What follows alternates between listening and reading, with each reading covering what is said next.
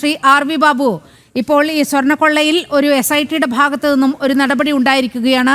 മുഖ്യപ്രതി ഉണ്ണികൃഷ്ണൻ പോറ്റിയെ കസ്റ്റഡിയിലെടുത്ത് ചോദ്യം ചെയ്യുന്നു എന്ന വിവരങ്ങൾ പുറത്തു വരുന്നുണ്ട്.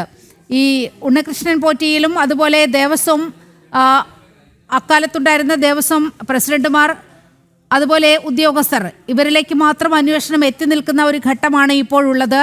രാഷ്ട്രീയ നേതൃത്വത്തിലേക്ക് അന്വേഷണം എത്തിയിട്ടില്ല. ഇപ്പോൾ ഉണ്ണികൃഷ്ണൻ പോറ്റിയെ പ്രത്യേക അന്വേഷണ സംഘം ചോദ്യം ചെയ്യുന്നത് ഈ രാഷ്ട്രീയ വൃത്തങ്ങളിലേക്കുള്ള ഒരു അന്വേഷണം കൂടിയാകുമോ? പോറ്റിയെ ചോദ്യം ചെയ്യാതെ രാഷ്ട്രീയ നേതൃത്വത്തിലേക്ക് എത്താൻ പറ്റില്ല. ഉണ്ണികൃഷ്ണൻ പോറ്റിയാണ് ഇതിനകത്തെ ഒരു പ്രധാന കക്ഷി. ഉണ്ണികൃഷ്ണൻ പോറ്റിയെ ഉപയോഗിച്ചുകൊണ്ടാണ് ഈ രാഷ്ട്രീയ നേതൃത്വം ഈ കൊലയൊക്കെ നടത്തിയിട്ടുള്ളത്. അപ്പോൾ ഉണ്ണികൃഷ്ണൻ പോറ്റിയിൽ നിന്നും കിട്ടുന്ന വിവരങ്ങൾ അത് വളരെ പ്രധാനപ്പെട്ടതാണ്, നിർണായകമാണ്. ഉണ്ണികൃഷ്ണൻ പോറ്റിയെ മറ്റാരെങ്കിലും ബ്രെയിൻ വാഷ് ചെയ്തിട്ടുണ്ടോ? ഉണ്ണികൃഷ്ണൻ പോറ്റിക്ക് എല്ലാവിധ സംരക്ഷണവും ഉറപ്പ് നൽകിയിട്ടുണ്ടോ? അതൊന്നും നമുക്കിപ്പോ പറയാൻ പറ്റില്ല.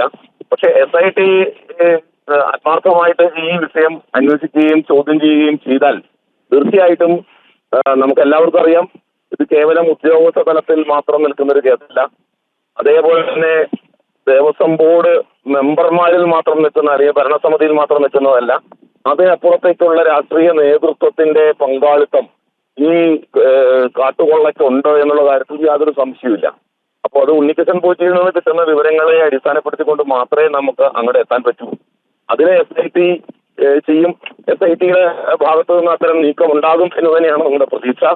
അത് ഉദ്യോഗസ്ഥ തലത്തിലേക്ക് ഒതുക്കി നിർത്തിക്കൊണ്ട് ബാക്കിയുള്ളവരെ രക്ഷിക്കുന്ന സമീപനം ഹൈക്കോടതിയുടെ നിയന്ത്രണത്തിലുള്ള ഒരു അന്വേഷണ സമിതി ചെയ്യാൻ സാധ്യതയില്ല എന്ന ഒരു ശുഭാപ്തി വിശ്വാസമാണ് നമുക്കുള്ളത്.